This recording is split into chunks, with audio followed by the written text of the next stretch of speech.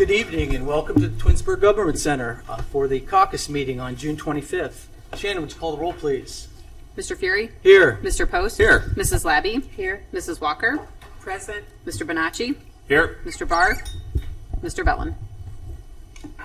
Okay. Do we have any presentations this evening, Mayor? Yeah. I don't believe There are none. Then we're going items for discussion. We have Rebecca Ziegler. Come on up.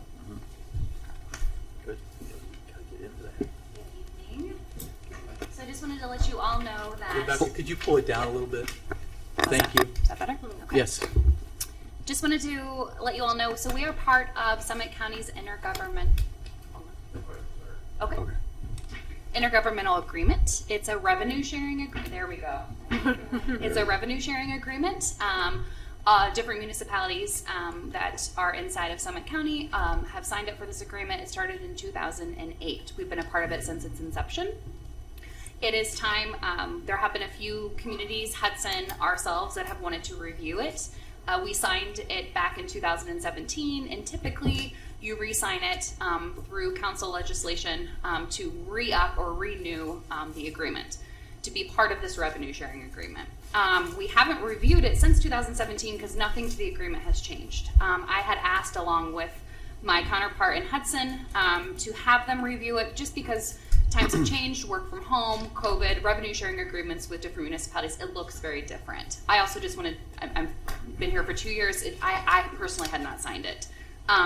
So they have done that. They've done, for probably the past 10 months, gotten everyone who is part of that agreement, there's 17 different communities, to get together and just review it. If anybody had any updates, any changes. I just wanted to let you all know that there will be an updated document. They were hoping July 1st. Now it's going to be more like September 1st, possibly even December. That I will be presenting to you all to see if you would like to stay inside the agreement or not stay. So just giving you a heads up that that's going to be coming probably more like August, and I'll be providing a presentation on what those changes look like and the pros and cons of staying in the agreement. So just wanted to give you a heads up. Thank you. Okay. Thank you. Next on the agenda is audience participation.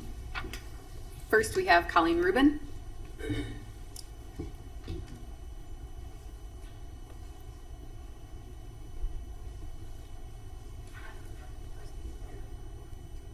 Pardon? I'm not aware.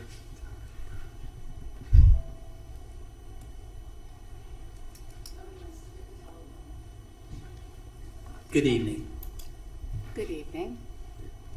Colleen Rubin, Sandalwood Drive, Twinsburg. Tonight, I'm talking about transparency and accountability, along with leadership. Leadership entails accountability and transparency. Accountability is required of leadership when actions committed are outside the bounds of legality. Transparency then becomes mandatory to prove or disprove the legality of those actions. The review of actions exposed by the lawsuit of the 3 officers in Channel 19 News reveals there was altering of a police report for the benefit of family members. There was tasing of a compliant citizen, and there has been non-compliance by the law director and the chief of police in releasing records. Residents are demanding action. Release all records requested by the lawsuit in the name of transparency. If there is nothing to hide, releasing all records would just verify. The police have done nothing wrong. Why would they not want to put that out there? Put an end to this. Delaying the release, filing time extensions, or calling the request onerous are nothing but legal machinations designed to slow the process to a crawl, hoping the lawsuit goes away. The lawsuit is not going away. Judges have shown a real disdain for the tactic of delaying and not providing. Twinsburg in the past has paid dearly out of taxpayer money because of your inability to follow the rules and release videos and records. Additionally, it is clear to all the city does not want this to go to discovery, whereby the chief of police and others would be deposed under oath, where facts would then come to light. And finally, understand that The police chief is responsible for the maintaining and releasing of records. Not only is it in the description of his duties and responsibilities, but the Supreme Court of Ohio has time and again stated the chief of police is solely responsible for all police department records. So I'm not sure why the law director is so involved here, but the chief of police needs to get those out. Residents are also demanding an independent investigation into the police chief and his actions involving the underage drinking party police report. This needs to be done by an outside agency and specifically not the Sheriff's Department or any Summit County departments, agencies. My recommendation would be the FBI Public Corruption Division or the Ohio Attorney General's Office. To be very clear to the citizens and maybe those of you on council who do not understand, altering a police report for personal benefit is massive when you consider that every criminal conviction associated with Twinsburg police could now be called into question due to the immense breach of trust and integrity. How many police reports have been altered? Because this corrupt act was committed under the police chief, he has forfeited any trust that the public has in the execution of his job, and therefore he needs to be held accountable. When the Twinsburg police chief is untruthful for his own benefit, it shows the public that the rules do not apply to him or his family. However, the public must deal with a completely different set of rules. Breaches of our rights, being unlawfully searched, unlawfully tased, and a fear of retaliation like we are seeing be done to the 3 police officers. Moving on to another tentacle of wrongdoing within the TPD. Remember the tasing of a Twinsburg resident? First, the residents were told the video of the tasing did not exist. When the video did surface, there was no internal review of the offending officer. This same officer was the one involved in another costly lawsuit brought against the city due to an illegal search and seizure settled by the city when a federal judge demanded the release of the video and the records. Again, there is such a theme, isn't there? Release the records. Would it surprise anybody here to know that it is that same policeman who was given the task to investigate the 3 officers who were terminated and the one who is currently suspended? The police chief and his leadership targeted the 3 officers due to their knowledge and exposure of the corruption within the department. The city is now painting the termination of the officers in the worst possible light. Inappropriate relationships, dishonest, then delay, delay, delay.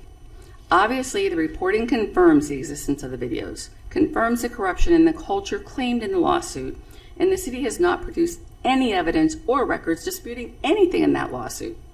It is the TPD that is inappropriate and dishonest, telling us that illegal tasing videos don't exist, illegal search and seizures didn't happen, etc. Trust lies at the base of leadership for both subordinates and the public. It is now gone at the Twinsburg Police Department, and the only way that it is to be regained is with an immediate investigation of police leadership. You need to reinstate the 3 officers that have been brave enough to expose this and are a true asset to our community, and to let you know they will be welcomed back with open arms. Thank you. Thank you.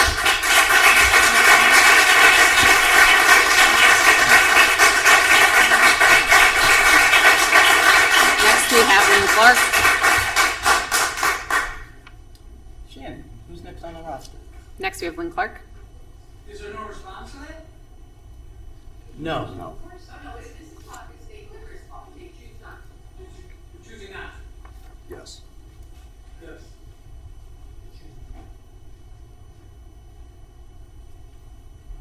Good evening. Lynn Clark, Old Mill Road, and I want to talk a bit more about zoning, and it's to protect our city. We've got this vision of what Twinsburg used to be. It's got a great recorded history, but we've got to take affirmative action to move forward to keep it that way and to protect it into the future. One great way of doing that is to embrace LEED, leadership, energy, environmental design. Now, for some reason, every time I've brought this up in all of the the plethora of meetings that have occurred, the city says, no, that's too much. We can't do that. Yet, we've got the ability to pass ordinances on the number of beehives you can have, the number of chickens you can have, all of that kind of nonsense. But we're missing the big important things for our city's future. One of the things that they have said is, oh, we're going to succeed or give up our rights to control our environment by merely following what Ohio EPA, what Ohio DNR, and the U.S. Army Corps of Engineers approve. Now, there's a couple of things going on there. One is noticeably absent is Summit Soil and Water Conservation. They permit all of the stormwater runoff. Their permit should be secured. All of these permits should be secured before any action is taken by the city. Now, one of the key things too is, hey, both Corps of Engineers and Ohio EPA say, if you want to destroy wetlands, that's okay. We can give you a mitigation permit. It's buying wetlands credits in Medina County, Coshocton County, any place other than Twinsburg. How does that help protect our environment? So, the superior agencies, Ohio EPA, Ohio DNR, etc., also issue recommendations sometimes. Now, in recent history, the city planner has told me they're just recommendations. We're not going to follow those. And yet the city says we don't have any expertise in certain areas that it turns out Ohio EPA, Ohio DNR do have that expertise. How can the city say they're going to protect our environment and at the same time ignore the recommendations of experts? One last thing is adding population to the city is only going to degrade Tinker's Creek. The more pounds of pollutants you put into the sewage treatment plant, the more that are discharged. Treatment plant does a good job, but they are not perfect. They have permit exceedances. In the last week, I'm sure there was a dissolved oxygen deficit in Tinker's Creek. It's hot, and we're putting more loading in, and we have low flow. It's a bad situation. Adding more population, adding more industrial contribution will make it worse. There's one last thing too, and that's this language that has been published up on Together Twinsburg, where it talks about different industrial properties adjacent to residential properties. Now, one of your members who's not present tonight told me in one of the public meetings that action needs to be taken so we don't have industrial property next to residential. As it turns out, American Institute of Certified Planners also has that as part of their professional code of ethics. We have to seek a harmonious balance. And when we look at Ravenna Road, it specifically talks in this document about, oh, hey, they've got residential property here. We don't want to have a conflict of interest between the residential and the industrial. Yet, we come to Old Mill, and it's okay. We don't even want to change the zoning regulations. Now, that just is totally inconsistent with what the Code of Ethics for certified planners say, what is the right thing to do, and I just can't understand why we've got out-of-towners making these decisions. We've got people that don't even care enough to live in the city making key decisions for those of us who have been here a long, long time. Thank you. Thank you. You all see outside? You're a little lower, but we let it slide. No worries. Next, we have Kathy Ouma.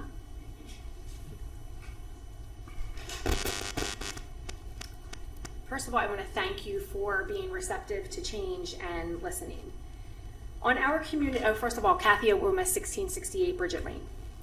On our community Facebook page, a resident on the opposite side of Twinsburg has asked if someone can put beehives on her property. She is currently hand pollinating her garden with a toothbrush because there are no bees on the other side of Twinsburg. In the meantime, our garden is so bountiful, we are almost ready to give food away in June in Ohio. 4 years ago, when we moved here from the East Coast, and prior to keeping bees, our garden certainly was not abundant. Last summer, we had 2 beehives, and our garden was plentiful, and we were able to donate produce in August. We grew almost $2,000 worth of produce in 8 raised beds. This summer, we have 5 beehives, and that same garden is overflowing. One example is that my husband has already harvested 426 collard leaves, or 71 bunches, as we would see in a grocery store, in June in Ohio. Imagine, this year we are able to begin donating our produce in June. Of course, it's not just vegetable gardens being pollinated. Our bees are pollinating Twinsburg's trees and flowers too.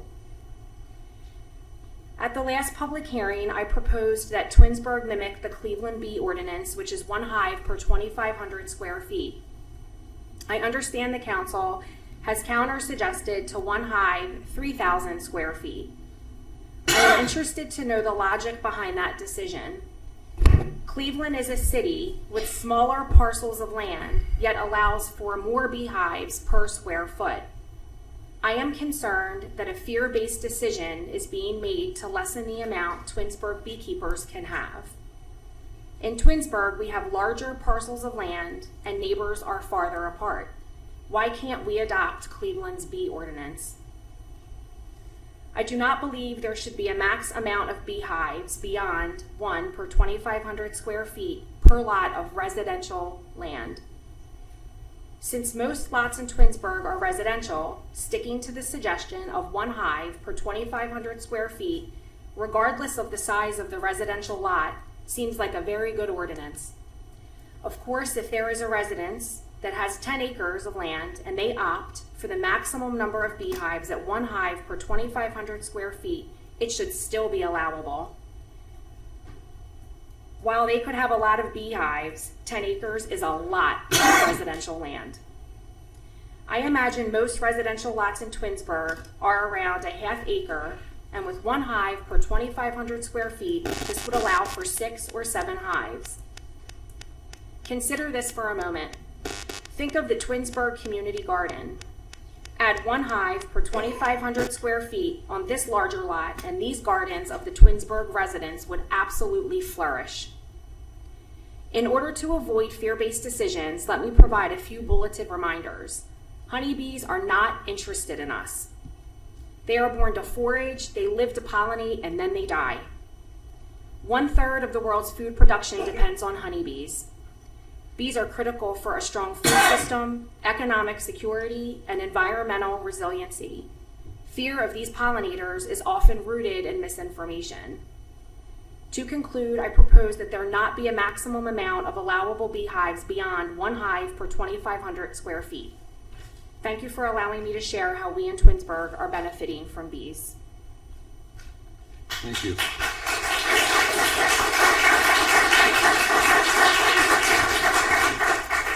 Next, we have Steve Hendricks. Good evening, ladies and gentlemen. I'm Steve Hendricks, Sagamore Hills, Ohio.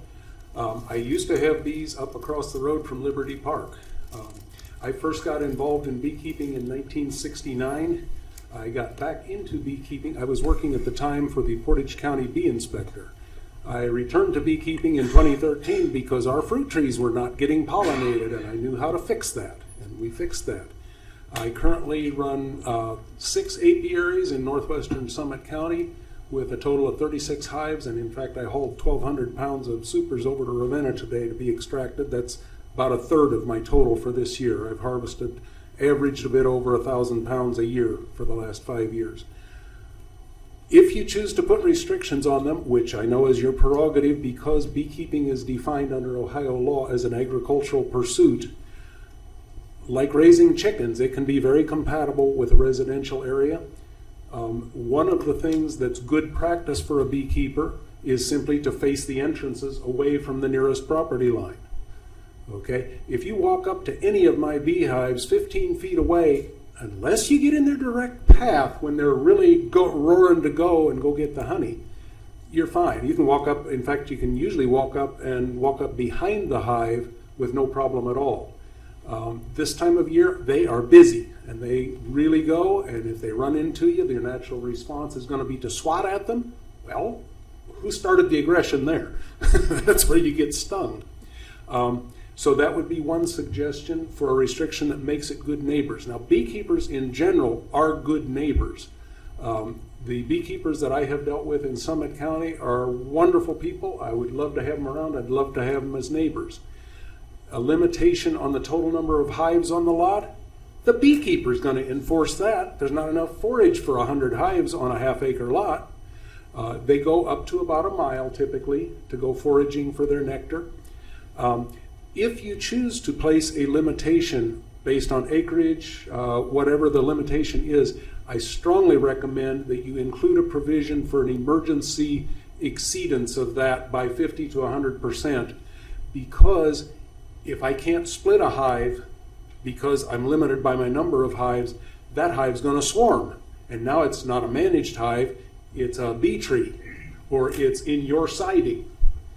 Okay, I manage my hives carefully to prevent swarming, but in order to do that, sometimes I have to split them. I had a hive last year that I had to split 7 ways, and I still ended up with it stacked up so far over my head that I had to take off the honey with a stepladder. Okay, you don't want to drive that with your ordinance. Please be sure to leave that emergency exceedance in. Give me 30 days or 60 days or 90 days in order to find someone else who would like to have those hives, perhaps sell a hive, perhaps start another apiary somewhere else. But I need that time, because when I find out they need split, I got to do it now or there's going to be bees in the trees. I would also recommend that you not duplicate any of Ohio law. For instance, Ohio law already requires that bees be kept in movable frames hives to be able to inspect them. They're forbidden to have Africanized bees. There's a number of provisions there. You needn't duplicate those. If you want to be able to enforce it locally, just include a provision that the bees will be kept in compliance with Ohio law. You just saved yourself a whole bunch of ink. And if any of you would like to see what honeybees are like, that they are not aggressive like yellow jackets and wasps can be, I'll be happy to show you, especially if you got some muscles and want to do some heavy lifting in the next few days, because I got a bunch more honey to take off. 1 minute. Thank you for your time, gentlemen.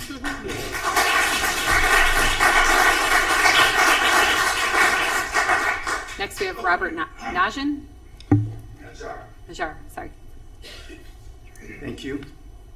My name is Robert Najjar. I'm the president of Summit County Beekeepers Association.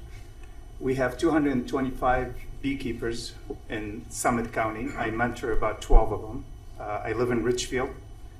The mayor of Richfield, Michael Wheeler, I don't know if some of you know him, asked me to have some bees in the community garden.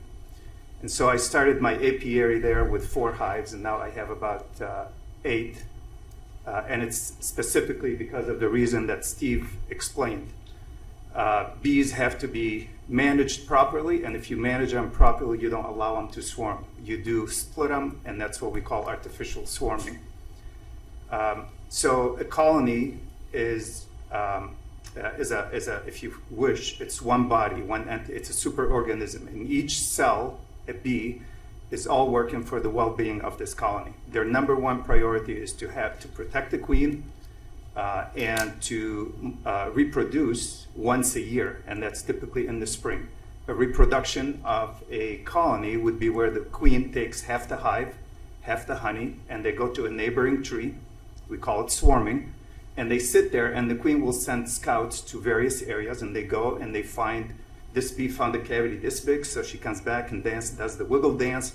This one found a bigger cavity, she comes back, and they all vote on it, and they come back. There's a book actually by Thomas Wheeler called Honeybee Democracy, where the bees will actually vote on the home that they're going to go to, and the one with the biggest cavity, that found the biggest cavity, is going to go, and she's going to convince everybody else to come and move to that cavity.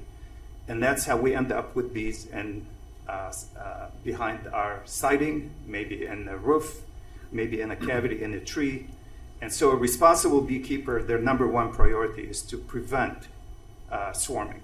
And so we do that artificial swarming, where when we see signs the colony is going to split, we take the queen, we find the queen, we move her with half the hive, and we put them in a box, another hive. And now instead of 2 hives, we have 3. Or instead of 1 hive, I have 2. But I prevented swarming. And by preventing swarming, I just prevented the cost of removing bees from somebody's house, which could be very expensive. Bees that are kept by beekeepers are not the only bees that swarm. There are a lot of bees in our trees. If I go on a walk in any of the parks in Richfield, I guarantee you I can spot and find 4 to 5 colonies living in hollow trees, whether the trees are on the ground or not. So while you can regulate how many bees can a beekeeper can have, you can't regulate how many colonies can live in the forest, in our trees, in our parks. And so while I can't tell you how many colonies per acre somebody could have, because there's no studies, there's no proof that 5 colonies are more dangerous than 4, and 4 colonies are more annoying than 3, and that maybe if you have 10 colonies in on a half acre or 1 acre, the whole area around you has become unlivable. I'll invite you to come to the community garden in Richfield, and we'll go stand in front of the hive about 10 yards away, and you won't even know there are bees, except you can see them come and go into the hive. A lot of people mistake bees for wasps. You know, wasps, you're grilling outside, they come, they sting you, they want to eat your food, they want to eat the meat. Bees are interested in one thing and one thing only, and that's to go collect nectar and pollen and bring it to their babies and to their colony, and to hoard the honey so they can survive the winter. If you put restrictions, and you know, you're going to have to probably one way or another put some restrictions on the maximum number of colonies somebody could have, allow the beekeeper 1 to minute. be able to split the colony and prevent swarming. Allow him to do artificial swarming so he may exceed the number of colonies allowed for a short period of time. After that, you know, you give him 2 weeks, 3 weeks, a month. A month, I would say, is reasonable to find another home for him, or to even sell them to another beekeeper. Because if you don't, and somebody who really abides by the law and doesn't want to violate the law, he's going to say, oh, I don't want to get in trouble and get a fine and get in trouble with the city. I'm just going to let him swarm. And that's more harmful than allowing him to exceed that number for a short period of time. Thank you for your time. Can I ask you Yes. a quick question? What was your title again? President of Summit County Beekeepers Association. I'm also a master beekeeper. Awesome. I went to University of Florida for 3 years to obtain that title. Wow. So, and I you said there were 225 beekeepers in Summit County, and it's a question not specifically related to what you're saying, but you kept bringing up responsible bee owners. Yes. My curiosity is, how often do you come across an irresponsible bee owner? Is my just curiosity, because if you have responsible ones, that means you have to have irresponsible ones. So I'm just curious. I How often? honestly, so I teach the classes, the beginner beekeepers classes, and we have about 50 to 60 beekeepers every year, students that come, and I teach a lot of the classes. And the number one that we teach is to be a good beekeeper. Right. A good beekeeper does not point the hive to the neighbor's property. You know, the good beekeeper will keep it 10 yards away from the property, or maybe 10 feet, depending on where they are. Irresponsible beekeepers, I have not seen one. And that's the honest to God truth. That's great. I've seen people where they have feisty bees. I don't say aggressive. There are bees that are very protective. And we advocate against them. As a matter of fact, I have 60 beehives. I'm a hobbyist. I own an IT business. So bees are escaped from technology for me and from the phone calls. And I tell beekeepers in Summit County, if you have an aggressive hive, let me come kill it for you, and we'll suffocate it, make it quick, and I'll give them one of my colonies. And I'll invite you to one of my apiaries. I'll open the hive with no protection. You can stand 20 feet away, and I'll inspect and remove frame by frame. And I do that sometimes with my 91-year-old dad, and he's sitting 10 feet away, and I'll remove the frame, I'll find the queen, and I'll walk the hive to him, the frame to him, and I show him the queen and the babies emerging from the cells. Excellent. It's a beautiful hobby, and there are a lot of, I have not seen a irresponsible beekeeper. That makes me happy. One last follow-up question. You said that we should just, the recommendation was that we should just follow what the state guidelines are. Is that correct? Absolutely. That's your goal. Yes. Is it in the state guidelines, the things you're saying, like you should aim it not at a neighbor? That's all in there, right? Correct, yeah. Okay. That's all the question I had. Thank you. I appreciate your time. It was Thank very you. well stated.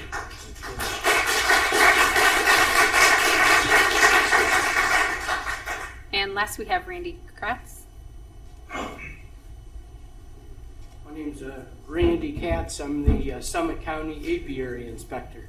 So I am paid through the Ohio Department of Agriculture is my boss, and then Summit County pays my wage. So Summit County currently has a little over 400 registered apiaries at the moment. And the question is how many are not registered, how many are not following the rules, which is a good question, and we don't have the answer. You don't know that, right?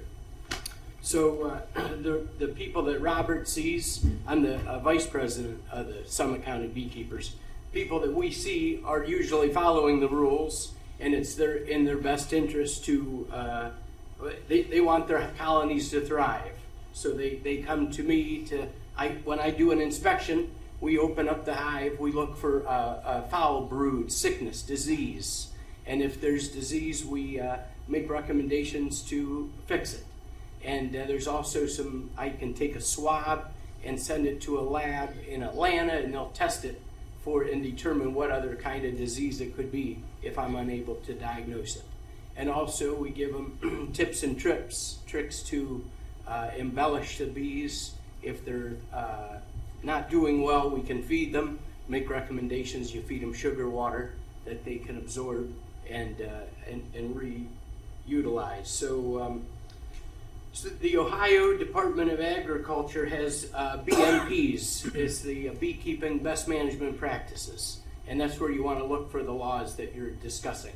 And they do definitely talk about aiming the colony, how many, how close. I don't know if they would give you any specifications, but you're more than welcome. I can give you my boss's name and number, and you can reach out to him with any other questions. Actually, he was CC'd on our emails that Chuck had. So, so that's it. Tips and tricks. I'd encourage you. We Summit County Beekeepers have a meeting tomorrow night in Richfield to inspect a hive, and we'll have extra bee suits, so you can come along and do an inspection, as well as when I will reach out to beekeepers I send an email by zip code and find out who wants me to do an inspection. We're going to be doing Twinsburg soon. You can come along and visit 2 or 3 different colonies to get an understanding of what it's all about. Thank you for your time. Thank you. Yeah, so very good. Randy, Yes. thank you for your expertise. Can you help me understand a few words that I'm not 100% certain of? Sure. Apiaries, what does that mean? So an apiary is a bee yard. So you have many hives in a bee yard in an apiary. Okay. So that's like the ownership of beehives would be an apiary. The box is a hive, the bees are a colony, and the apiary is the bee yard. Steve used the word supers. Are those like super amazing bees, or like No, what no, is it's just super? the name of a box. So you put there's a big large and small supers, Okay. and you put a box on the hive, it's a super. Okay. And then my little research of all this seems like the bees need their honey that they produce to survive, but yet we take the honey away from them. So is that Like, I'm just trying to figure out what happens to all this material y'all are collecting. So they make And an how does- abundance of honey, and if we don't take the honey, Okay. they will run out of room, and that's their urge to swarm they've Okay. spoken about. So you need to take the honey as a beekeeper, or the bees will fill their colony with, or fill their hive with resources. They'll have nowhere to lay eggs, so then gone, they're gone, they're leaving. And then you could recolonize when you find a new queen, but they don't select the queen, you pick the queen for them. No, the bees make the queen. So yeah, I'm happy to go offline and Fair enough. go I'm to just the trying call to with grasp you. all this. Yeah. Happy to leave my name and number so anybody can call any questions. All right, thank you.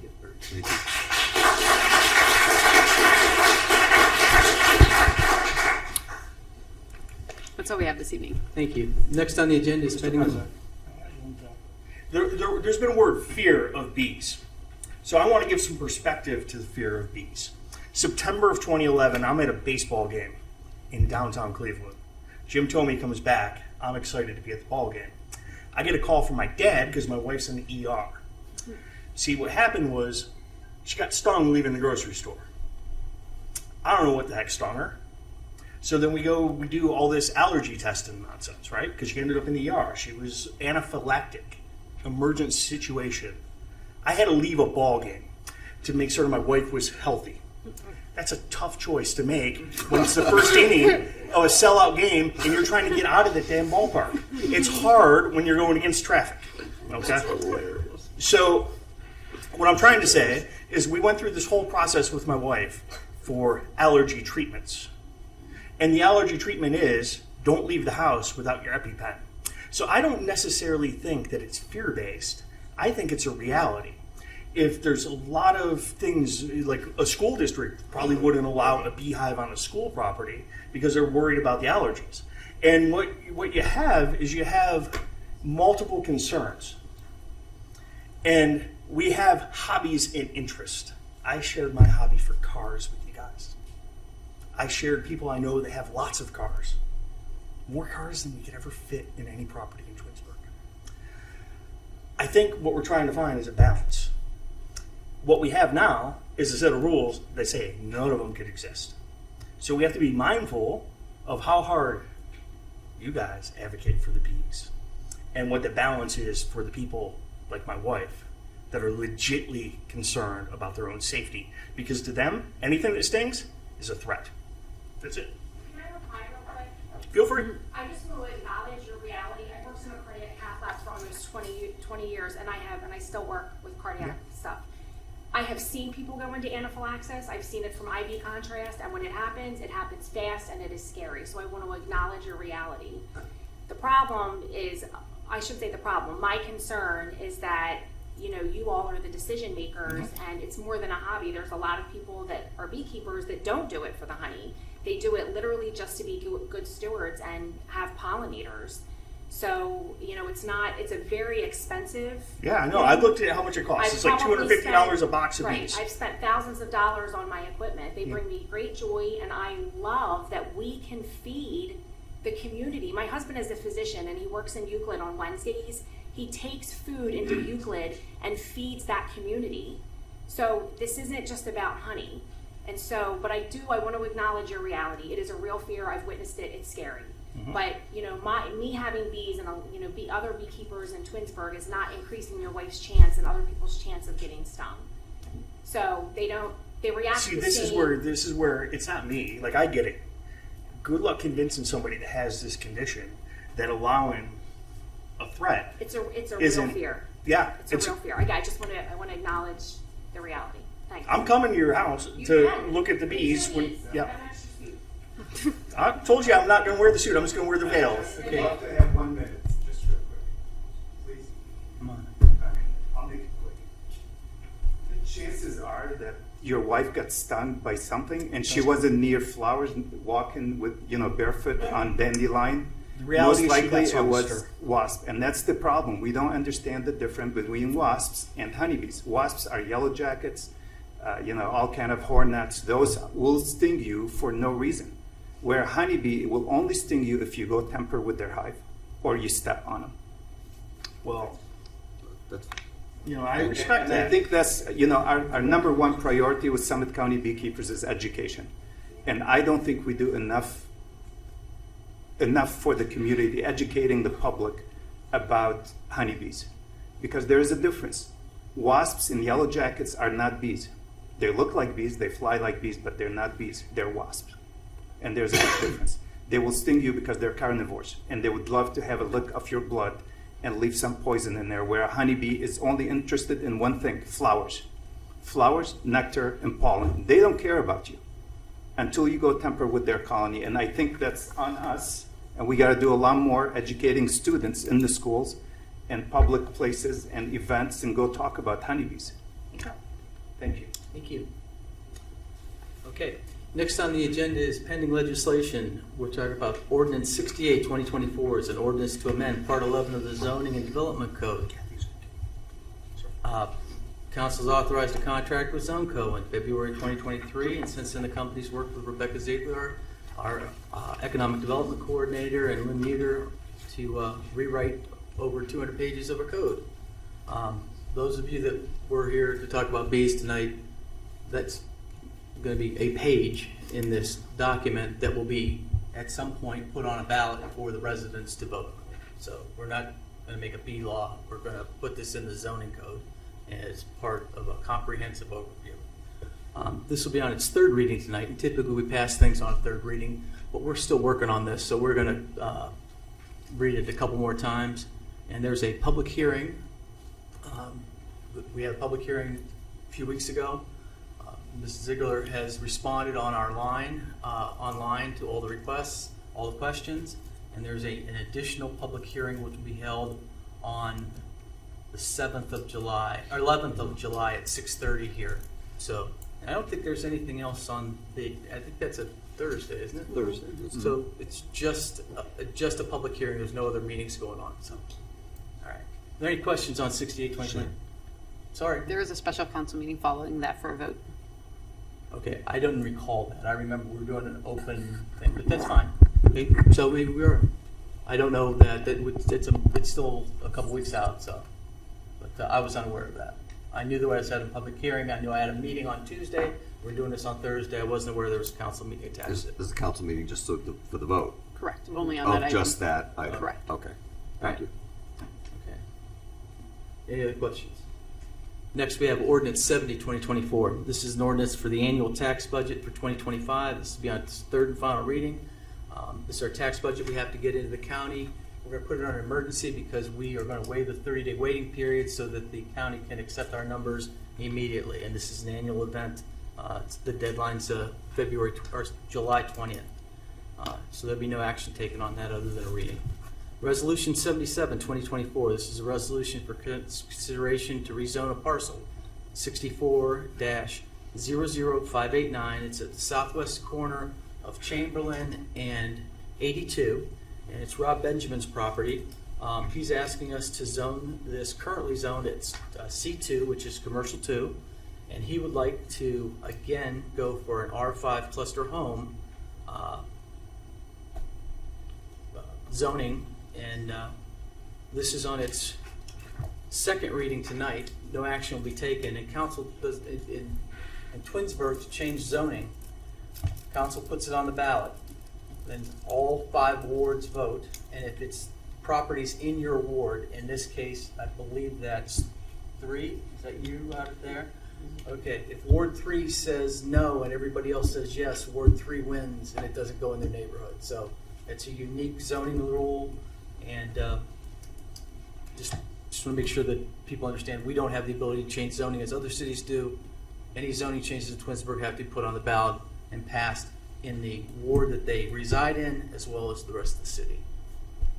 Okay, now we're going to go to Resolution 78, 2024. This is a resolution to place Resolution 78, 2024 on ballot. So this is a resolution that if we pass the previous language, this would actually put that on the ballot in the future. No action to be taken on that tonight. Got Resolution 79, 2024.